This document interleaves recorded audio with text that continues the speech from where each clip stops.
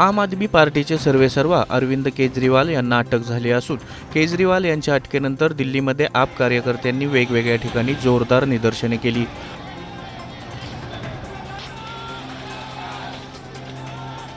लोकसभा निवडणुकीच्या तोंडावर केजरीवाल यांना अटक झाल्यानं आम आदमी पार्टीला याचा चांगलाच धक्का बसला आहे। केजरीवाल यांना जरी अटक झाली असली तरी त्यांनी आपल्या पदाचा राजीनामा दिला नाही। अरविंद केजरीवाल यांना अटक झाली ते नेमकं प्रकरण काय आहे ते आपण समजून घेऊया। दिल्ली सरकारने 2021-22 साली दारू विक्रीबाबत एक नवं धोरण बनवलं होतं।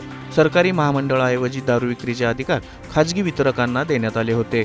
दिल्लीमधील 16 विक्रेत्यांना दारू वितरणाची जबाबदारी देण्यात आली होती। या सर्व प्रक्रियेनंतर केजरीवाल सरकारकडून या नव्या धोरणामुळे दारूचा काळा बाजार थांबल्याचे सांगण्यात येत होतं।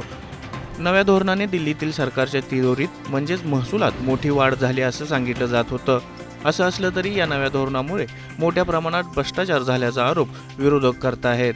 याच प्रकरणात दिल्लीचे तत्कालीन उपमुख्यमंत्री मनीष सिसोदिया यांना अटक झाली होती। ते अद्यापही तुरुंगातच आहेत। याशिवाय अनेक मोठ्या नेत्यांना या प्रकरणात याआधीही अटक करण्यात आली आहे। Times now Marathi, Mumbai.